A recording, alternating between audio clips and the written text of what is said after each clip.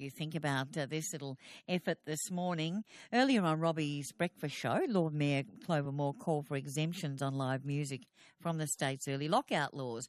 Meanwhile, the College of Physicians have made a very strong submission to the Senate inquiry into alcohol-fueled violence, asking for the drinking age to be raised to 18, I beg your pardon, not 21, as well as lowering the blood alcohol limit from 0.05 to 0.02 and then zero, folks, no alcohol at all in the system when you get behind the wheel of a vehicle. Interestingly, though, at the same time, there is another Senate inquiry headed by David Leyonhjelm from the Liberal Democratic Party. Now, his is about personal choice and community impacts. And Senator David Leyonhjelm joins me now. Good morning, Senator. Good morning. So what do you think here? Have these laws gone, well, is this bid a stretch too far? Yes, we are becoming a nanny state if we're not there already. I don't quite know where it's coming from, but I'm suspicious that there are a lot of people who think they know what's best for other people.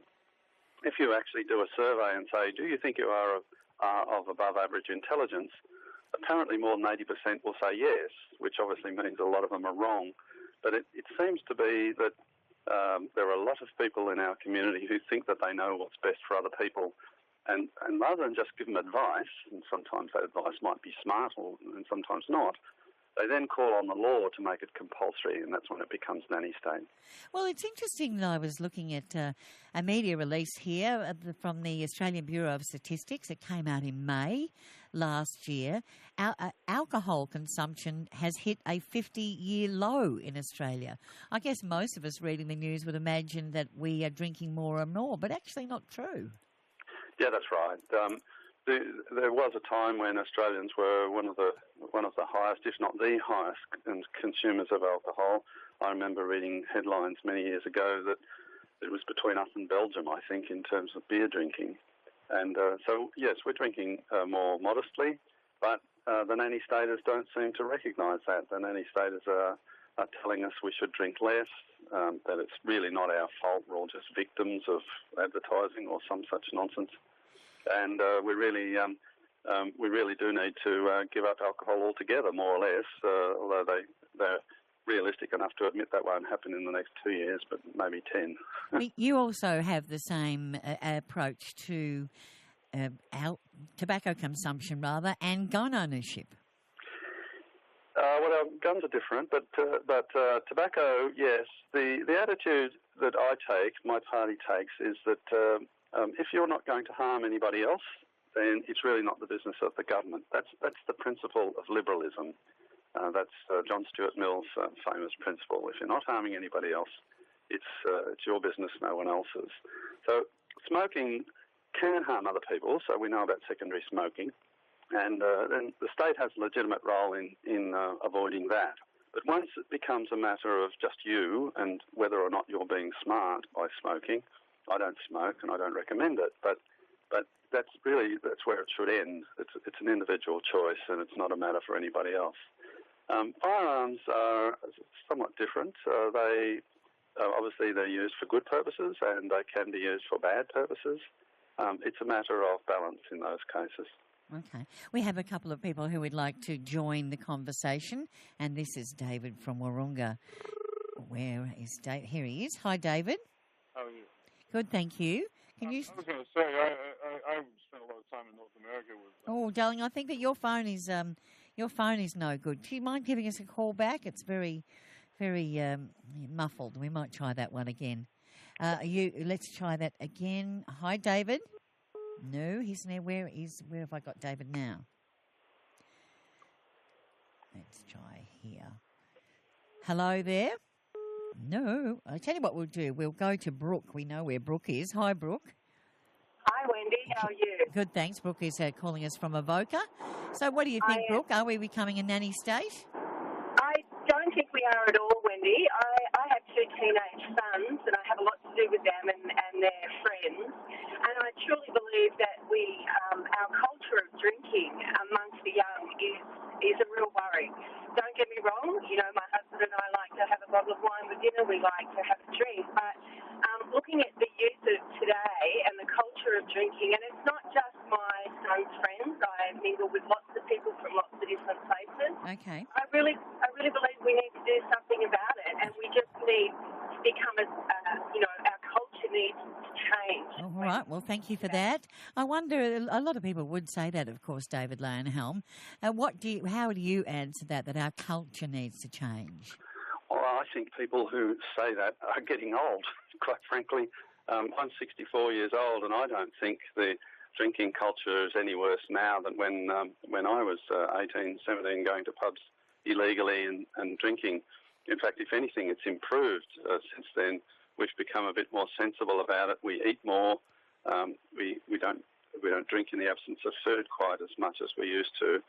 My view is that it's no worse than it was when I was a youngster, and it's just attitudes as people get older, they forget. They forget what it was like. All right. Well, we finally found our friend David from Wahroonga. Hi, David. Can you hear me now? Yes, thanks for ringing back. Look, I had teenage children in North America, living in North America, where the age is 21 for drinking, and it drives all the kids to the drug market. So they all become marijuana smokers because that's a lot more available. Oh, yes. And if Australians want their kids engaging in more drugs and getting involved with drugs, I think they should be campaigning for raising the drinking age. All right. That's the real consequence of doing that. And thank you very much for that point. And Tony from Roseville. Where is Tony? Hi, Tony. Good morning. Hi, Wendy. How are you? Good. What's your thought here? Well, the Senator says it's okay to smoke as long as you're not hurting anybody, and he's talking about second-hand smoke. But if someone smokes all their life and at the age of 50 and 60 ends up spending all their time in hospital and going to doctors, that's hurting me. I've got to pay taxes to keep that guy in hospital or that lady in hospital. Okay, thank you. You resent that from a monetary point of view. How do you answer both those points, David Leyonhjelm? Yes, the argument about drugs is, I guess, a valid one in that the more you prohibit something, the less control you have over it. So drugs are prohibited, of course, and so we have no say over what age you start consuming them, where you buy them from, what the quality of it is. We can't create a responsible culture, if you like, because it's all prohibited. The financial argument, I hear that a lot, that if you do something that damages your health, that's going to cost me money. I hear that all the time. You have to be very wary about that one because it has some very nasty consequences if you take it to its ultimate conclusion.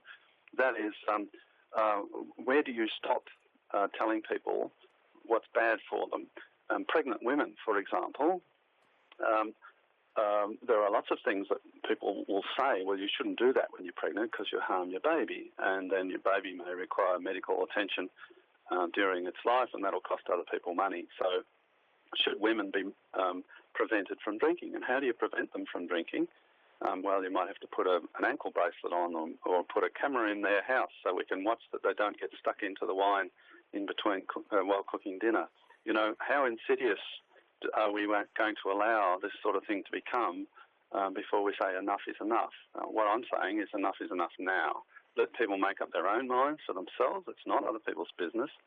And this business about it's costing other people money, that's only because we choose to socialise our health costs.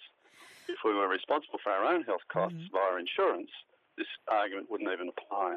We've got a couple of more calls to go to. I'm speaking with David Leyonhjelm. He's the Senator for New South Wales, Liberal Democratic Party. It's 14 minutes to 9. You're with Wendy Harmer here on 702 ABC Sydney if you've just joined us. Tell me about your Senate inquiry. What areas did you cover? It's the need. The full name of the inquiry is the need for a nationally consistent approach to alcohol. Oh, no, beg your pardon. That's the other one. That's Senator Lazarus's. Your inquiry is personal choice and community impact. Who came to speak to you? Well, we've now had about five or six inquiries on separate issues. So we've had a look at bicycle helmets. The broad theme is personal choice. So to what extent should the government intervene and make laws, and that's the key thing, to what extent should the government make laws in relation to personal choice when nobody else is adversely affected? And so bicycle helmets is a major issue. We got hundreds of submissions on that, and we had a look at marijuana, we had a look at the lockouts in King's Cross. We had a look at the treatment of the Western Sydney Wanderers by the police and by the Football Federation. We have one more to go, one more inquiry to go on film and video classification and games classification. There's one other that I'm missing. I can't quite remember it off the top of my head. The general theme of these, of course, is that they are areas where the government is tempted and is often pressured to legislate, to regulate, supposedly for people's own good, and yet nobody is harmed other than the person who might make an unwise choice. So we're looking at the principle of it, and we're also looking at the application of it. And when will you be making your recommendations? We're going to issue a series of interim reports over the next few weeks.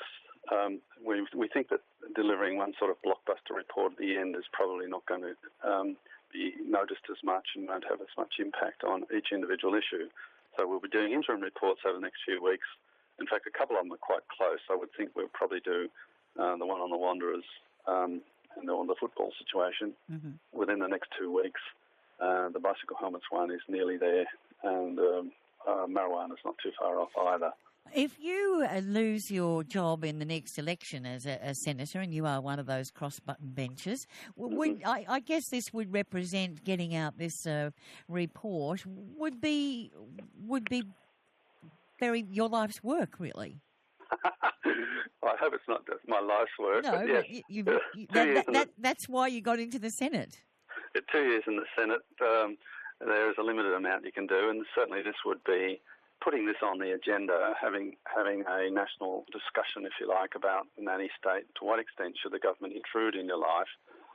Why does the government think it's okay in some instances to treat you like a child and say, well, no, you can't make that decision, and yet on the other hand, we're all expected to vote and make a very adult decision about who should govern us for the next 3 years or 4 years in the case of a state election.